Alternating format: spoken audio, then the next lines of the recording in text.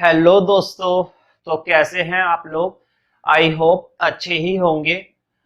तो आज की वीडियो स्टार्ट करते हैं। तो देखो, ट्वेल्थ मैथ्स में जो चैप्टर 4 हम स्टार्ट कर रहे थे उसकी अभी तक एक्सरसाइज 4.1 कंप्लीट हो चुकी है, आई थिंक सो। अब समय आ चुका है कि अब हम कौन सी एक्सरसाइज की तरफ ध्यान दें, मतलब कि कौन सी एक्सरसाइज स्टार्ट करें। 4.2। तो देखो, अगर तुम मुझसे पूछोगे कि चैप्टर 4 के अंदर सर थोड़ा सा इंपॉर्टेंट बता दीजिए, तो पता है मैं कौन सी एक्सरसाइज का नाम लूंगा? मैं नाम लूंगा एक्सरसाइज 4.2। अब तुम समझ गए होंगे मैं क्या कहना चाहता हूं। मैं ये कहना चाहता हूं कि इस चैप्टर में से कुछ करना या मत करना, कुछ करना या मत करना, लेकिन 4.2 तो जरूर करना। 4.2 जो एक्सरसाइज है वो बेसिकली किस पर बेस्ड एक्सरसाइज है? वो बेस्ड एक्सरसाइज है प्रॉपर्टीज पर। ये एक्सरसाइज बेसिकली किस पर बेस्ड है? प्रॉपर्टीज पर बेस्ड है। मतलब कि सारा खेल किस चीज का है? प्रॉपर्टीज का।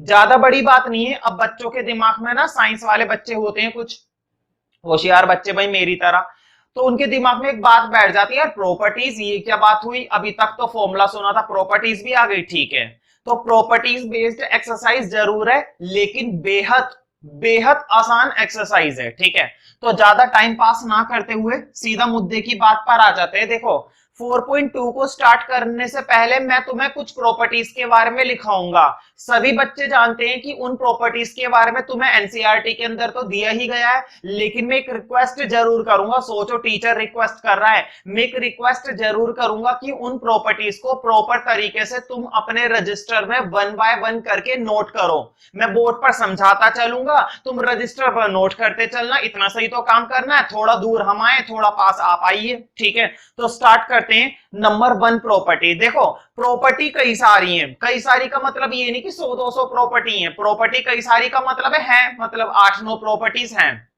अब भाई मैं इतना तो गिनकर बैठा नहीं हूं कि कितनी प्रॉपर्टी है, लेकिन हाँ इतनी बैठी जाएंगी 8-9 प्रॉपर्टी। खैर जो भी है ना, तो मैं क्या करूंगा, मैं एक एक करके प्रॉपर्टी अभी नोट करवा रहा हूं। ठीक है, जैसे जैसे क्वेश्चन आता जाएगा वैसे वैसे प्रॉपर्टी नोट करवाता जाऊंगा। तो तुम क्या करना, तुम एक पेज बना दो 4.2 का, उस पर है ना सारी प्रॉपर्टीज एक साथ लिख लेंगे। उस पर सारी प्रॉपर्टीज एक साथ लिख लेंगे। मैं अभी सारी नहीं लिखवा रहा, मैं अभी एक दो लिखवाऊंगा। ठीक है, फिर उस पेज को खाली छोड़ देना, अगले पेज से एक्सरसाइज स्टार्ट कर देना। जैसी प्रॉपर्टी आएगी इस पेज पर प्रॉपर्टी आकर लिख लेना, फिर क्वेश्चन स्टार्ट कर देना।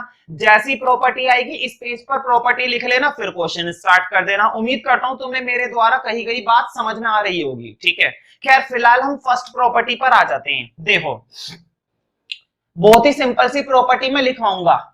नंबर 1 प्रॉपर्टी लिखो, बहुत ही सिंपल प्रॉपर्टी है। देखो, जैसा कि तुम जानते हो, डिटरमिनेंट किसकी तरह दिखता है? मैट्रिक्स की तरह दिखता है। अगर मैट्रिक्स की तरह दिखता है तो उसके अंदर क्या होती है? रो वाली बातें होती हैं। और क्या बातें होती है? कॉलम वाली बातें होती है। मैंने कॉलम को शॉर्ट में लिख दिया CLM, तुम लोग पूरा भी लिख सकते हो। ठीक है, रो वाली बातें होती हैं और कॉलम वाली बातें होती हैं। ठीक है, इस प्रॉपर्टी का मतलब होता है स्प्लिट द रो और कॉलम। हम क्या करने वाले हैं? हम रो को या फिर कॉलम को क्या करने वाले हैं? स्प्लिट करने वाले हैं, तोड़ने वाले हैं। स्प्लिट का मतलब क्या होता है? अलग करना। जैसे कि मान लो लड़का लड़की साथ में बैठे हुए, उनको अलग कर दो। हालांकि अच्छी बात नहीं है ऐसे करना, ठीक है, लेकिन हम तो करते हैं अलग। हम क्या करेंगे? स्प्लिट करेंगे। ठीक है, अच्छा बात कुछ समझ में नहीं आई, एग्जाम्पल से समझ लेते हैं। तुम लोगों को एग्जाम्पल भी नोट करना चाहिए। देखो क्या एग्जाम्पल है, एग्जाम्पल बड़ा सिंपल दूंगा। सपोज तुम्हारे सामने एक डिटरमिनेंट है 1 2 2 प्लस ए, 1 3 4 प्लस बी, 2 4 3 प्लस सी। मैंने क्या बोला? मैंने ये बोला तुम या तो रो को स्प्लिट कर लो या फिर किसको स्प्लिट कर लो? कॉलम को। तुम्हारी मर्जी, तुम्हारी मर्जी चलती है भाई, तुम खुदा हो, खुदा की मर्जी चलती है। तो इसका मतलब ये हुआ हमारे ऊपर है कि हम किसे स्प्लिट करना चाहते हैं। ठीक है, खैर अब मैं तुम्हें बता देता हूं स्प्लिट किसे करना है, ये कैसे पता चलेगा मुझे बताओ। ये तो पहले से सिंगल सिंगल है, इन्हें स्प्लिट कर सकते हो? नहीं। ये भी पहले से सिंगल सिंगल है, क्या इन्हें स्प्लिट कर सकते हो? नहीं। क्या ये सिंगल है? नहीं, 2 के साथ a ऐड हुआ है, 4 के साथ b ऐड हुआ है, 3 के साथ c ऐड हुआ है। इसको स्प्लिट कर दो। देखो कैसे स्प्लिट करूंगा, पहले बोर्ड पे देखना। अभी केवल सीखने पर ध्यान दो, करने पर नहीं। बोर्ड पे देखो मैं स्प्लिट कर रहा हूं। मैं इसमें तो कुछ नहीं कर रहा, लिख दो सेम। मैं इसमें भी कुछ नहीं कर रहा, इसको भी लिख दो सेम। नहीं कर रहे तो नहीं कर रहे। बताओ, देखो मैं स्प्लिट करने वाला हूं। बोर्ड पे देखो, बहुत ही आसान तरीके से स्प्लिट करूंगा। देखो, पहली पहली पहली टर्म, बोर्ड पे देखो, पहली पहली पहली टर्म, पहली पहली पहली टर्म। बात समझ में आ रही है? फिर से रिपीट कर देता हूं। देखो, पहली पहली पहली टर्म, पूरे कॉलम में से कौन सी वाली टर्म उठा ली? पूरे कॉलम में से पहली पहली पहली टर्म उठा ली। अब बीच में लगा देंगे प्लस। अच्छा, प्लस क्यों लगाया बीच में? बीच में प्लस इसलिए लगाया क्योंकि यहां पर भी क्या साइन लगे हुए थे? प्लस। अब जरा बोर्ड पे देखो, अगर यहां पर क्या साइन लगे हुए होते? माइनस, तो मैं बीच में क्या लगाता? माइनस। और एक गारंटी की बात बताऊं, गारंटी की बात ये बताता हूं कि बीच में हमेशा प्लस मिलेगा। बीच में हमेशा क्या मिलेगा? प्लस मिलेगा। जब भी तुम इस प्रॉपर्टी का इस्तेमाल करोगे या फिर इस प्रॉपर्टी के बेस पर क्वेश्चन बनाया जाएगा, तो उस क्वेश्चन के अंदर हमेशा क्या दिया जाएगा? प्लस दिया जाएगा। गारंटी है मेरी। बताओ आज के समय में कौन गारंटी लेता है? मैं लेता हूं। देखो, मैंने क्या बोला था? हम स्प्लिट करेंगे। किसको स्प्लिट करेंगे? या तो रो को स्प्लिट करेंगे या फिर कॉलम को स्प्लिट करेंगे। अब देखो, बोर्ड पे देखना, अभी स्प्लिट पूरा नहीं हुआ। मैंने इस कॉलम में चेंज नहीं करा था 1 1 2, मैंने इस कॉलम में भी चेंज नहीं करा था 2 3 4। देखो, पहली पहली पहली टर्म आ चुकी है, इसलिए पहली पहली पहली टर्म को भूल जाओ। अब देखो, दूसरी दूसरी दूसरी टर्म, दूसरी दूसरी दूसरी टर्म, हो गया स्प्लिट, हो गया स्प्लिट। बहुत ही सिंपल था ना? ऐसे स्प्लिट करते हैं। हमने क्या करा? हमने उस कॉलम के कितने टुकड़े कर दिए? हमने कॉलम के 2 टुकड़े कर दिए। बात समझ में आ गई ना? हमको क्या करने? हमको कॉलम के 2 टुकड़े करने। हमको कॉलम के कितने टुकड़े करने? हमको कॉलम के 2 टुकड़े करने। ठीक है, ऐसा हम रो पर भी अप्लाई कर सकते हैं, ऐसा हम कॉलम पर भी अप्लाई कर सकते हैं, लेकिन इन जनरल कॉलम पर अप्लाई करते हैं। ठीक है, उम्मीद करता हूं तुमको ये प्रॉपर्टी समझ में आ गई होगी। लेकिन फिर भी एक महान बच्चा अगर ऐसा है जिसको ये बात समझ में नहीं आई, हो सकता है कोई ना कोई महान बच्चा हो, ठीक है, जिसको ये बात समझ में नहीं आई, कोई बात नहीं, हम एक्सरसाइज करेंगे तब समझ में आ जाएगी, लेकिन अब तक आ चुकी होगी। ठीक है, खैर अब मैं इस एग्जांपल को हटा देता हूं, प्रॉपर्टी लिखी रहने देता हूं। ठीक है, सेकंड प्रॉपर्टी लिखेंगे अब और समझेंगे। देखो, सेकंड प्रॉपर्टी के अंदर ऐसा क्या खास है जो हमको सीखना चाहिए। ठीक है, ध्यान से देखो, इफ एनी 2 रो और column are identical, are identical, then determinant equal to 0। इसका क्या मतलब हुआ? बोर्ड पे देखो, इसका क्या मतलब हुआ? इसका मतलब ये हुआ कि जब भी किसी डिटरमिनेंट के अंदर 2 रो कैसी होती हैं या 2 कॉलम कैसे होते हैं? सेम होते हैं। आइडेंटिकल मतलब, आइडेंटिकल मतलब बोलो, आइडेंटिकल का मतलब होता है सेम। मतलब जब 2 रो क्या दिखाई देंगी? सेम दिखाई देंगी। जब 2 कॉलम क्या दिखाई देंगे? सेम दिखाई देंगे। तो बिना सोचे समझे उस डिटरमिनेंट की वैल्यू क्या निकल कर आएगी? उस डिटरमिनेंट की वैल्यू 0 निकल कर आएगी। गारंटी है मेरी। मेरी गारंटी क्यों है? मेरी गारंटी इसलिए है क्योंकि ये एक प्रॉपर्टी होती है। मैंने थोड़ी ना बनाई है भाई, मेरी गलती नहीं है, मेरे ऊपर मत चढ़ो। जो प्रॉपर्टी है वो है, सीखना है तुम्हें तो बस, है ना? तो देखो, एक एग्जांपल समझ लेते हैं इसका भी। उम्मीद करता हूं तुम लोग ईमानदारी से एग्जांपल को भी नोट करोगे।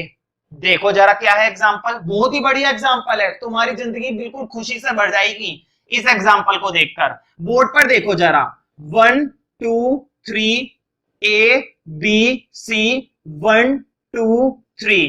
बोर्ड पे देखो जरा, मुझे बताओ कॉलम 1 क्या दिखाई दे रहा है? कॉलम 1 क्या दिखाई दे रहा है, दिख रहा है ना, आंखों का इस्तेमाल करो, दिमाग का इस्तेमाल मत करो, दिमाग तुम्हारे पास कुछ खास है भी नहीं। अब जरा दिमाग का इस्तेमाल ना करते हुए सिर्फ आंखों का इस्तेमाल करते हुए मुझे बताओ, क्या 1 2 3 कॉलम 1 और 1 2 3 कॉलम 3 क्या ये दोनों कॉलम सेम नहीं है? और अगर कॉलम सेम है तो तुम्हें सिर्फ एक लाइन लिखनी पड़ेगी। कौन सी लाइन? तुम्हें ये लिखना पड़ेगा, लिखो since C1 and C3 are, बोलो, are identical, are identical, therefore determinant equal to 0। इसको ट्रायंगल मत समझना, इसका मतलब ट्रायंगल नहीं होता, इसका मतलब होता है डिटरमिनेंट। इसका क्या मतलब होता है भाई? इसका मतलब होता है डिटरमिनेंट, मतलब कि डिटरमिनेंट की वैल्यू। डिटरमिनेंट की ये क्या होती है? ये होती है भाई हमारे डिटरमिनेंट की वैल्यू। एक ही तो अपना प्यारा सा डिटरमिनेंट है और ये उसकी वैल्यू है, ठीक है। मैंने दूसरी प्रॉपर्टी भी बहुत अच्छे से तुम लोगों को समझा दी, ठीक है। नेक्स्ट प्रॉपर्टी देखते हैं, अगली प्रॉपर्टी। अगली प्रॉपर्टी सच बताऊं तो कुछ खास प्रॉपर्टी नहीं है, क्योंकि हमने चैप्टर 3 बहुत अच्छे से कर रखा है। हमने क्या कर रखा है? हमने चैप्टर 3 बहुत अच्छे से कर रखा है, ठीक है। देखो, इसलिए वो कोई प्रॉपर्टी नहीं है, हाँ वो ऑपरेशन है ना। लेकिन लिख लो क्या जा रहा है ना, लिख लो, we can add all rows and columns. हम सारी रो को, हम सारे कॉलम को क्या कर सकते हैं? ऐड कर सकते हैं। बोर्ड पे देखो जरा, मान लो तुम्हें R1 पे काम करना है और कॉलम R1 पे काम करना है और कितनी रो है? 3 रो हैं। तुम तीनों रो को क्या कर सकते हो? क्या तुम तीनों रो को ऐड कर सकते हो या नहीं कर सकते हो? तुम कहोगे ये कौन सा नया काम हुआ, ये काम तो हमने एलिमेंट्री रो ट्रांसफॉर्मेशन में खूब करा था। मैंने पहले ही कहा था ये काम कोई नया काम है ही नहीं। तो फिर क्यों बताया? बताया इसलिए ताकि थोड़ा सा रिकॉल हो जाए, क्योंकि इस एक्सरसाइज के अंदर इन सब चीजों की जरूरत पड़ने वाली है, ठीक है। तो इस प्रॉपर्टी को भी नोट कर लो भाई, मेरे कहने से नोट कर लो क्या जा रहा है। देखो, कोई सी भी चीज जब हम बार बार करते हैं, नुकसान कुछ नहीं होता, पढ़ाई में और भी बेहतर नॉलेज मिलती है, दिमाग का लेवल मेरे से भी ऊपर पहुंच जाता है फिर तुम लोगों का, ठीक है। खैर, इसको नोट कर लेना, इसका कुछ एग्जांपल की जरूरत नहीं है, मुझे भी मालूम है, ठीक है। इसलिए हम सीधा नेक्स्ट प्रॉपर्टी पर आ जाते हैं भाई, फोर्थ प्रॉपर्टी। भाई फोर्थ प्रॉपर्टी बच्चों की पसंदीदा प्रॉपर्टी है और 4.2 की सबसे खास प्रॉपर्टी है, ठीक है। इफ वी, बहुत इंपॉर्टेंट प्रॉपर्टी है, टिक कर लेना, 1 मार्क्स में भी काफी क्वेश्चन आते हैं इस प्रॉपर्टी पर based. If we interchange, if we interchange any 2 row and column, ठीक है। मैंने क्या बोला? मैंने बोला तुमने 2 रो और 2 कॉलम को क्या कर दिया? आपस में इंटरचेंज कर दिया। If we interchange any 2 row और कॉलम, ठीक है, मतलब तुमने क्या करा? तुमने 2 रो और 2 कॉलम को आपस में इंटरचेंज कर दिया। तो तुमने क्या करा? तुमने क्या करा? तुमने कोई सी भी 2 रो या फिर कोई से भी 2 कॉलम को इंटरचेंज कर दिया। लिखो therefore value of determinant, value of determinant will become negative. Determinant की वैल्यू क्या हो जाएगी? डिटरमिनेंट की वैल्यू नेगेटिव हो जाएगी। बात समझ में नहीं आ रही? जरा बोर्ड पे देखो, बोर्ड पे देखो, A B C D E F 1 2 3, देखो बोर्ड पे, तुम्हें मालूम है ना R1, ये है मालूम R2 और ये है मालूम R3, है ना। बोर्ड पे देखो, पहली रो, दूसरी रो, तीसरी रो। मैं क्या करने वाला हूं? मैं R1 को R2 के साथ इंटरचेंज करने वाला हूं। तुम पूछोगे क्यों? मैं बोलूंगा, मैं तुम्हें करके दिखा रहा हूं एग्जांपल। देखो, तुमने R1 को R2 से इंटरचेंज कर दिया। इंटरचेंज का क्या मतलब होता है? इंटरचेंज का मतलब होता है जगह बदल लेना, जगह बदल लेना। लड़के को हटा के लड़की को बिठा दिया और वहां से लड़की को हटाकर लड़के को बिठा दिया, समझ रहे हो ना। मतलब आपस में उन लोगों ने अपनी क्या करी, जगह बदल ली। देखो R1 की जगह ABC लिखा हुआ है, अब R1 की जगह क्या आएगा, DEF। बात समझ में आई? That is called interchanging concept. और ABC नीचे आ जाएगा। क्या तीसरे रो का कोई काम था? नहीं, तीसरे रो को हमने बिल्कुल भी परेशानियों का सामना करने से बचा लिया। ये बात समझ में आ गई ना। जब भी दो रो या जब भी दो कॉलम की, जब भी दो रो और दो कॉलम को क्या करोगे, आपस में इंटरचेंज करोगे, इंटरचेंज करोगे, तो डिटरमिनेंट की वैल्यू क्या हो जाती है, डिटरमिनेंट की वैल्यू हो जाती है विल बिकम नेगेटिव। डिटरमिनेंट की वैल्यू नेगेटिव हो जाएगी। उम्मीद करता हूं तुम्हें ये प्रॉपर्टी भी बहुत अच्छे से समझ में आ गई होगी। ठीक है, एक काम करते हैं, एक प्रॉपर्टी और कर लेते हैं भगवान का नाम लेकर। पांचवी प्रॉपर्टी जो कि इसी से मिलती जुलती है। क्या है पांचवी प्रॉपर्टी? अभी मैंने क्या बोला था, अभी मैंने बोला था कि दो रो या दो कॉलम को आपस में तुमने क्या करा है। अभी मैंने क्या बोला था, अभी मैंने ये बोला था कि तुमने दो रो या दो कॉलम को आपस में क्या करने की कोशिश करी है, इंटरचेंज करने की कोशिश करी है। अब मैं ऐसा कुछ नहीं बोलूंगा, अब मैं बोलूंगा सारी रो और सारे कॉलम को। ठीक है, if all rows and columns are interchange, sorry are interval नहीं, इंटरचेंज।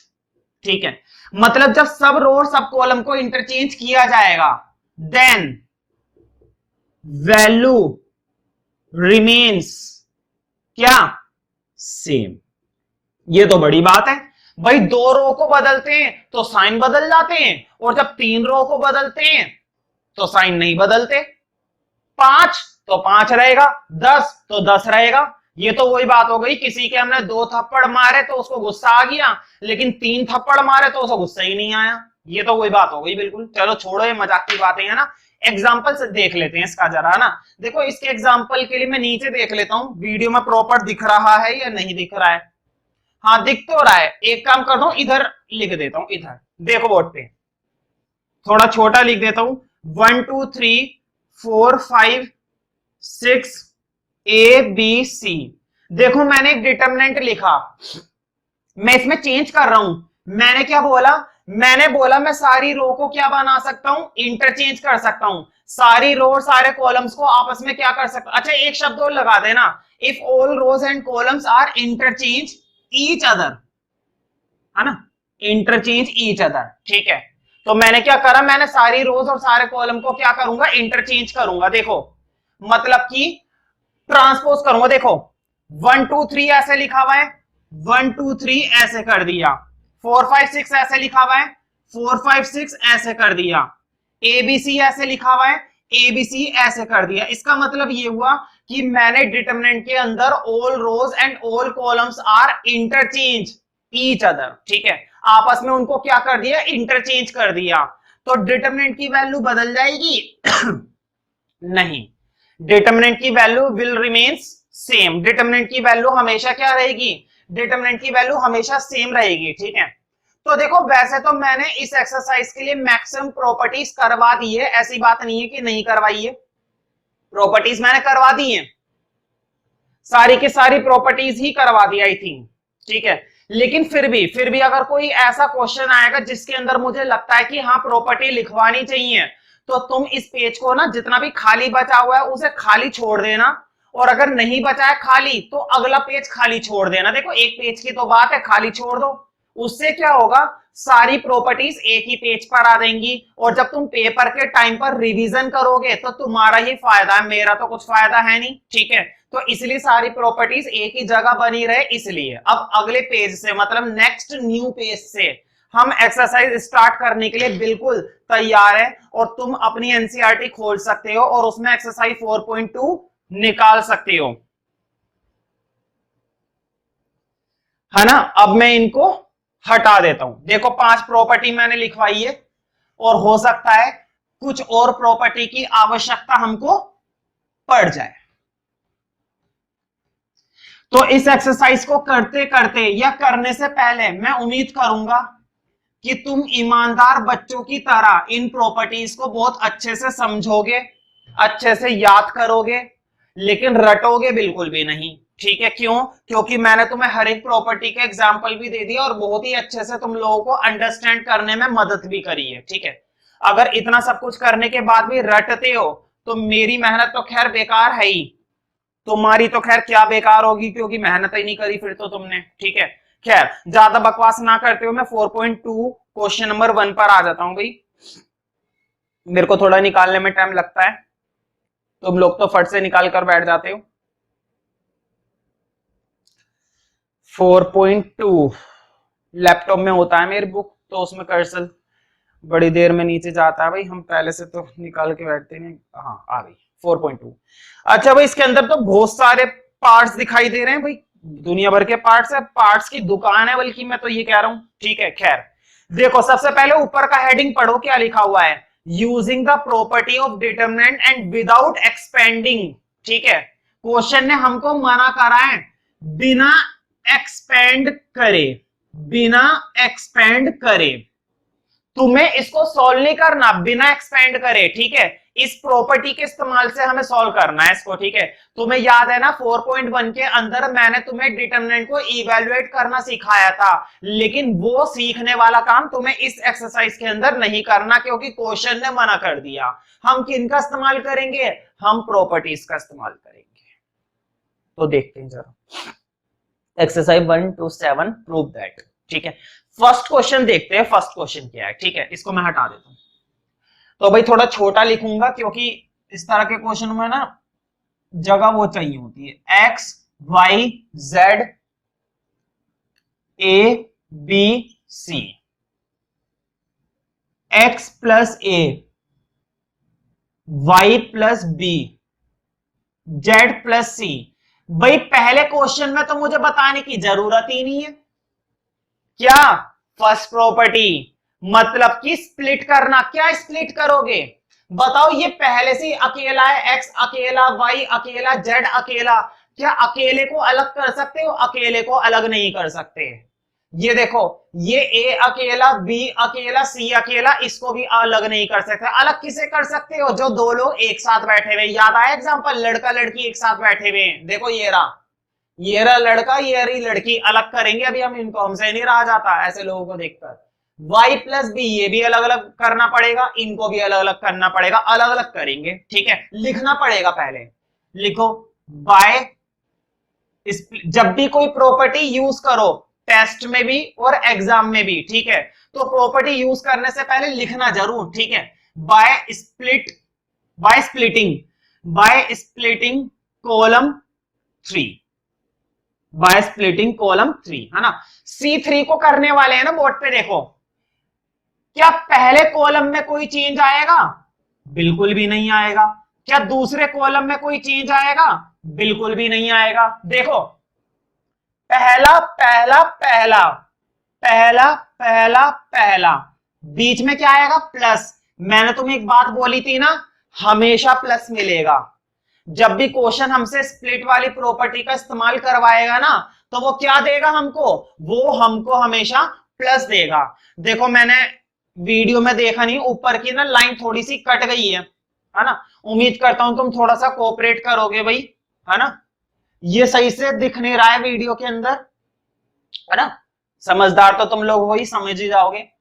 हाँ, X Y Z A B C, देखो पहला पहला पहला तो ले लिया, पहला पहला पहला तो ले लिया, अब दूसरा दूसरा दूसरा दूसरा दूसरा, और इक्वल टू में क्या प्रूफ करना है? 0 प्रूफ करना है। इक्वल टू में हमको क्या प्रूफ करके दिखाना है? 0 प्रूफ करके दिखाना है, और वो हम करके दिखाएंगे। हाँ भाई हाँ।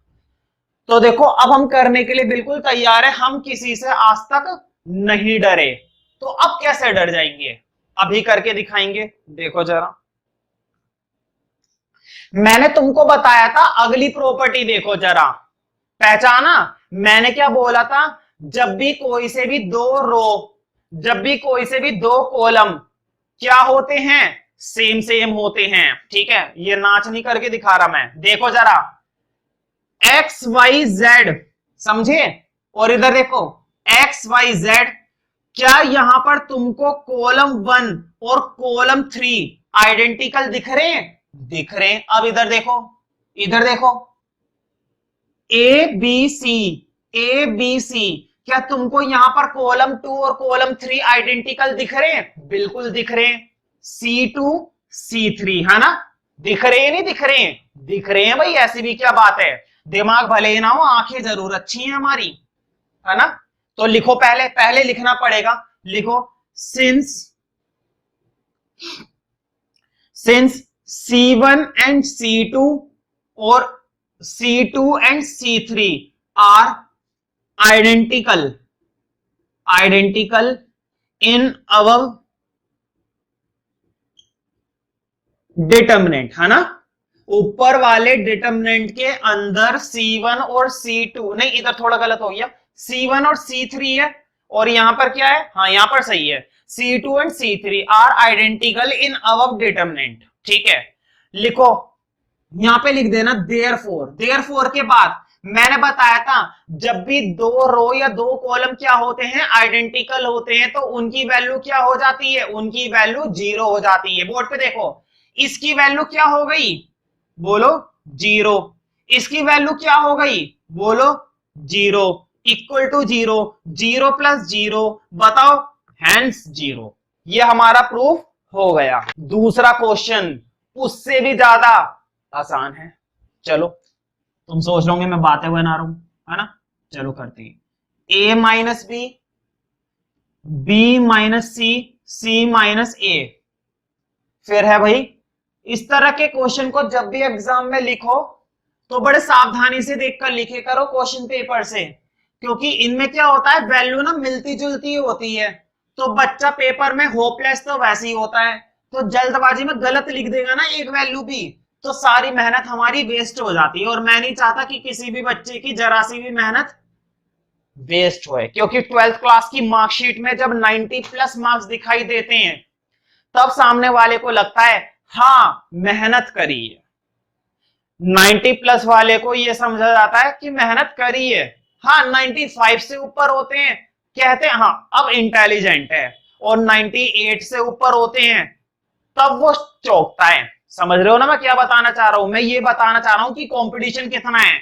90 प्लस लेकर आओगे ना, नॉर्मल लगता है हर किसी को, 95 से ऊपर कर देते हो तब वो सोचता है हाँ चलो ठीक है मेहनत कर ली, 98 पर वो तुमको क्या मानेगा, हाँ अब तुम इंटेलिजेंट हो। तो ये है कंपटीशन। एक समय था कि 60 प्लस नंबर लाने वाले को भगवान माना जाता था, ठीक है, समझ रहे हो ना मैं क्या कहना चाह रहा हूं। तो ये है मेहनत, इसलिए एक एक कदम ऐसा रखो कि गलत ना बैठे वो, ठीक है। चलो वापस मुद्दे की बात पर आ जाते हैं भाई, मैथ्स कर रहे हैं यहाँ पर, साइकोलॉजी नहीं पढ़ा रहे हैं, ठीक है। चलो स्टार्ट करते हैं भाई, बहुत ही सिंपल है, बहुत ही सिंपल। तुम कहोगे क्या मजाक वाली बात हो गई, देखो मैं इधर दिखा रहा हूं, देखो एक ऑपरेशन करूंगा। हम इस पूरी एक्सरसाइज को पता है कैसे करेंगे, हम इस पूरी एक्सरसाइज को प्रॉपर्टीज का इस्तेमाल करते हुए करेंगे। प्रॉपर्टीज का इस्तेमाल, प्रॉपर्टीज का इस्तेमाल, बार बार क्या करेंगे, प्रॉपर्टीज का इस्तेमाल, और ऑपरेशंस भी करने पड़ेंगे बार बार। देखो देखो तुम्हें ये दिखाई दे रहा है, ये क्या है, पहली रो, ये क्या दिखाई दे रही है, दूसरी रो, है ना, ये क्या दिखाई दे रही है, तीसरी रो। देखो मैंने तुम लोगों को एक ऑपरेशन बताया है, R1 plus R2 plus R3। अच्छा मैं इसी ऑपरेशन की क्यों बात कर रहा हूं, बोर्ड पे देखना जरा, बहुत ही सिंपल सी बात बोलूंगा, देखो बोर्ड पे देखो बस, मुझे बताओ अगर तुम R1 में R2 और R3 जोड़ दोगे, अगर तुम R1 के अंदर R2 और R3 को जोड़ दोगे तो क्या होगा, जरा देखो, कोई भूत थोड़ी ना आएगा। देखो तुमने A माइनस बी में नीचे वाला जोड़ दिया, B माइनस सी, उसके नीचे वाला जोड़ दिया, C माइनस ए, यही तो करोगे ना भाई, यही तो करोगे या कुछ और करोगे, यही करोगे। देखो होगा क्या, देखो माइनस बी से प्लस बी कट जाएगा, माइनस सी से प्लस सी कट जाएगा, और प्लस का ए माइनस का ए कट जाएगा, तो क्या बचेगा? जीरो बचेगा। बात समझ में आई या नहीं आई? बात समझ में आ गई होगी। जरा इधर देखो, मैंने तुम्हें एक बात बताई थी, सोचते हैं एक पर होता है पूरे पर, सोचते हैं एक पर होता है पूरे पर। देखो इधर, इधर भी तुमने वही करा, बी माइनस सी में नीचे वाला जोड़ दिया, सी माइनस ए में नीचे वाला जोड़ दिया। बताओ फिर से क्या हुआ? फिर से सारी वैल्यू कट गई, क्या आएगा? जीरो आएगा। तो उम्मीद करता हूं तुम्हें समझ में आ गई होगी बात। बोर्ड पे देखना जरा 2 मिनट के लिए, बस 2 मिनट के लिए, ज्यादा समय नहीं लूंगा तुम लोगों का, सिर्फ 2 मिनट लूंगा, 2 मिनट। आजकल 2 मिनट में तो भाई मैगी बन जाती है। देखो इधर, तुमने क्या करा? तुमने इसके अंदर ये जोड़ा, इसके अंदर ये जोड़ा, तीनों को जोड़ा। बोर्ड पे देखो, माइनस बी प्लस का बी, माइनस का सी प्लस का सी, प्लस का ए माइनस का ए, आपस में कट गए, क्या आ गई वैल्यू? जीरो आ गई। जोड़ने के बाद, जोड़ने के बाद अब इधर देखो, माइनस का सी प्लस का सी, माइनस का ए प्लस का ए, प्लस का बी माइनस का बी, जीरो आ गई। अब इधर देखो, माइनस का ए प्लस का ए माइनस का बी प्लस का बी प्लस का सी माइनस का सी, जीरो आ गई। मुझे बताओ, तुमने ऑपरेशन पहली रो पर करा था, और क्या ऑपरेशन करा था? तुमने तीनों रो को जोड़ा है। तुमने क्या करा है? तुमने तीनों की तीनों रो को जोड़ने की कोशिश करी है। जोड़ा, कोशिश नहीं करी, जोड़ दिया। तुम्हें कौन रोक सकता है भाई? कोशिश तो मूर्ख लोग करते हैं, हम तो काम पूरा करते हैं। देखो बताओ, नीचे वाली रो पर तो कोई फर्क नहीं पड़ने वाला। क्या नीचे वाली रो पर किसी भी तरीके का कोई फर्क पड़ेगा या नहीं पड़ेगा? कोई फर्क नहीं पड़ने वाला। इसका मतलब ये हुआ कि नीचे वाली रो कैसी रहेगी? सेम रहेगी। तो देखो, b minus C, C minus ए माइनस बी, सी माइनस ए माइनस बी माइनस सी, और इक्वल टू में इसमें कुछ बताया था इक्वल, हाँ इक्वल टू में जीरो चल रहा है भाई। अब मुझे बताओ, अब कैसे सॉल्व करोगे भाई? अरे अब क्या सॉल्व करना, मैंने तुम्हें एक बात बताई थी, किसी भी डिटरमिनेंट के अंदर, किसी भी डिटरमिनेंट के अंदर अगर कोई सी भी रो या कोई से भी कॉलम के अंदर सारी एंट्रीज क्या होती हैं? जीरो होती हैं।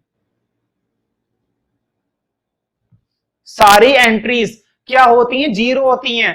तो उस डिटरमिनेंट की वैल्यू भी क्या हो जाती है? उस डिटरमिनेंट की वैल्यू भी क्या हो जाती है? जीरो हो जाती है।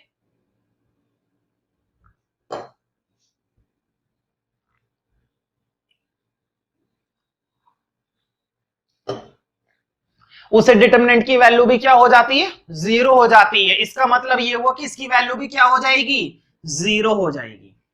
इसकी वैल्यू भी क्या हो जाएगी? जीरो हो जाएगी। मैं कौन होता हूं कहने वाला? हो जाती है। ठीक है, टाइम देखते हैं भाई कितना हो गया। अच्छा, एक क्वेश्चन नहीं, अधूरा रह जाएगा। तो इस वीडियो के अंदर हम इतने ही क्वेश्चंस करेंगे। नेक्स्ट वीडियो में आगे क्वेश्चन से स्टार्ट करेंगे। दिक्कत की क्या बात है? अभी हम जिंदा हैं। थैंक